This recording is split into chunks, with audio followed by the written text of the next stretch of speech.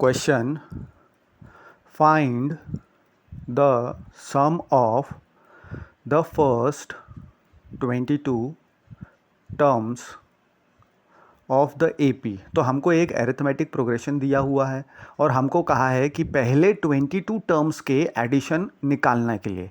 तो हमें जो दिया गया है वो हम लिख लेंगे सबसे पहले।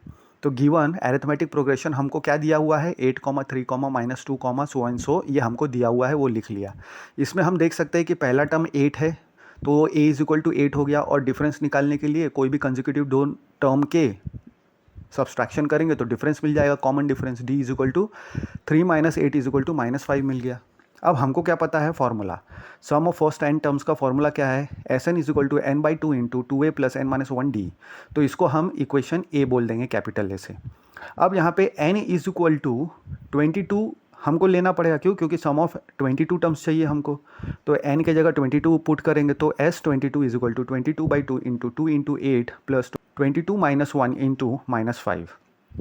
तो S22 क्या मिल गया हमको, 11 × 2 × 8 हमारा क्या हो गया, 16 + 22 - 1 × -5। अब 22 - 1 क्या हो जाएगा, 21 हो जाएगा। तो 21 × -5 यानी इसका जो प्रोडक्ट आएगा वो नेगेटिव में 105 आएगा। तो हमको 11 × 16 - 105।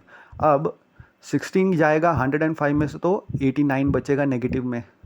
अब हमको सम ऑफ फर्स्ट 22 टर्म्स क्या मिल जाएगा, -979।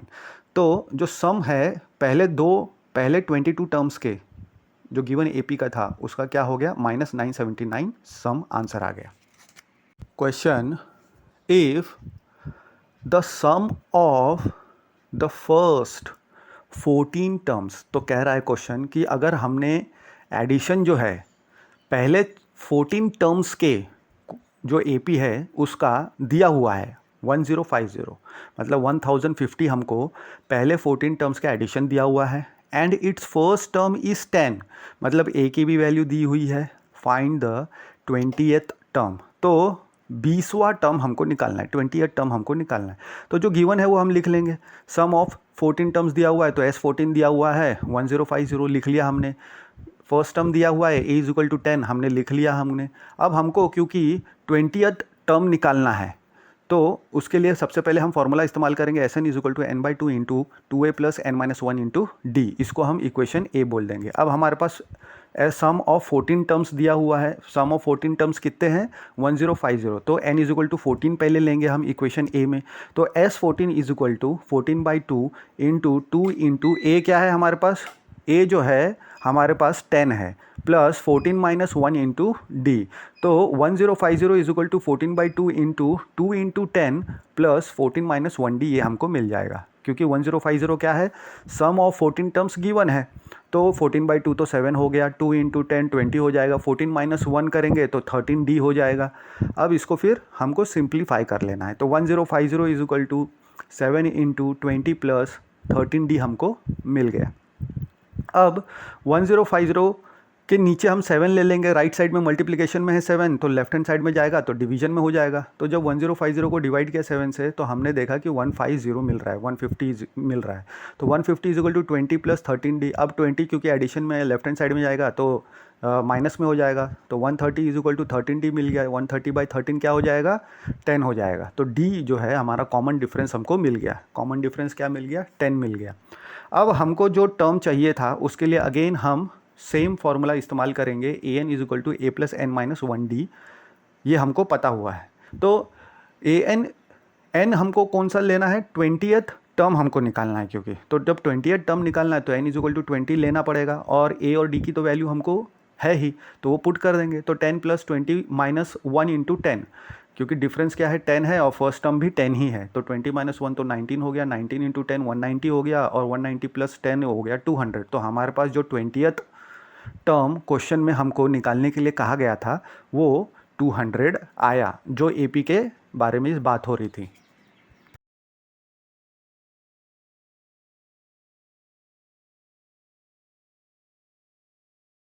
Question: how many terms of the AP.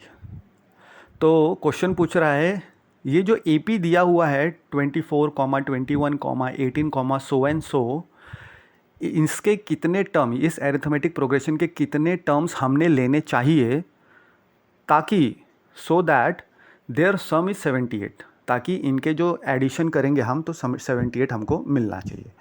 तो यानी सम ऑफ n टर्म्स हमको दिया हुआ है, n की वैल्यू निकालना है, तो जो गिवन है वो लिख लेंगे। तो पहला टर्म हमने लिख लिया a is equal to 24, difference हमने लिख लिया 21 माइनस 24 यानी -3 मिल गया। और Sn हमको 78 पहले से ही दिया हुआ है कि उनके सम कितने आने चाहिए 78, तो हमको n निकालना है। तो उसके लिए भी हमको same formula Sn is equal to n/2 into 2a plus n-1 into d, ये वाला फार्मूला इस्तेमाल करना पड़ेगा। तो Sn तो हमको 78 दिया हुआ है, a की भी वैल्यू दी हुई है और d की भी वैल्यू हमारे पास है, तो हमने ये पुट कर दिया। तो हमको क्या मिला 2 इंटू 24 यानी 48 हो जाएगा, प्लस n-1 इंटू -3 यानी -3n, और -1 इंटू -3 क्या हो जाएगा +3, तो -3n प्लस 3 हमको मिलेगा स्क्वायर ब्रैकेट के अंदर। तो 78 is equal to n/2 into 48 -3n plus 3, ये हमको मिल गया। अब n/2 इंटू अंदर का ब्रैकेट का हम जो 48 है वो नंबर है, 3 नंबर है, उसको ऐड करेंगे तो 51 मिल जाएगा। तो 51 माइनस 3n ये हो जाएगा। अब n/2 के नीचे डिनोमिनेटर में 2 था, राइट हैंड साइड में, लेफ्ट हैंड साइड में गया तो न्यूमरेटर में चला गया, तो वो हमको 156 मिल गया लेफ्ट हैंड साइड में, is equal to 51n minus 3n into n, ये हमको मिल गया। यानी क्या मिल गया हमको -3n square plus 51n minus 156 is equal to 0। ये तो हमारा क्वाड्रेटिक इक्वेशन बन गया इन वेरिएबल n। तो हमको पता है कि क्वाड्रेटिक इक्वेशन कैसे सॉल्व करते हैं, हम इसको splitting the middle terms use करके सॉल्व करेंगे। उसके पहले हम जो n स्क्वायर का कोइफिशिएंट है उसका हम साइन चेंज कर लेंगे, पॉजिटिव कर लेंगे। उसके लिए -1 से हम मल्टीप्लाई करेंगे थ्रू आउट। तो -1 से मल्टीप्लाई करेंगे तो हमको क्या मिल जाएगा, माइनस का प्लस हो जाएगा, तो सबके साइन बदल जाएंगे -1 के कारण। तो n स्क्वायर का कोइफिशिएंट का साइन जो है वो प्लस हो जाएगा, n का कोइफिशिएंट का साइन माइनस हो जाएगा और कांस्टेंट का साइन बदल के प्लस हो जाएगा। तो प्लस 156 इज इक्वल टू 0 मिल गया। अब हम देख सकते हैं कि जो 3 है वो कॉमन फैक्टर है सभी टर्म में, तो पूरे टर्म को 3 से डिवाइड कर देंगे तो हमको क्या मिलेगा, 3 कट हो जाएगा। पहले n स्क्वायर का कोइफिशिएंट 3 है तो वो 1 हो जाएगा। 51 अगर उसको 3 से डिवाइड करते हैं तो 17 मिलेगा, तो माइनस 17n हो जाएगा, और 3 से 156 को डिवाइड करते हैं तो 52 मिल जाएगा। अब हम मिडल टर्म को ऐसा स्प्लिट करेंगे कि उनका एडिशन जो है मिडल टर्म आएगा और वो 2 नंबर का मल्टीप्लिकेशन जो है 156 आना चाहिए। तो हमको 2 टर्म मिला, -13 एंड -4। तो n-13 इज इक्वल टू 0 या n-4 इज इक्वल टू 0। क्यों? क्योंकि n-13 इंटू n-4 के लिए 2 टर्म में से एक टर्म 0 होना चाहिए, तो उसके लिए या तो पहला टर्म 0 या तो दूसरा टर्म। तो ऐसे करके हमको n की 2 वैल्यू मिली, n इज इक्वल टू 13 हो सकता है या तो n इज इक्वल टू 4।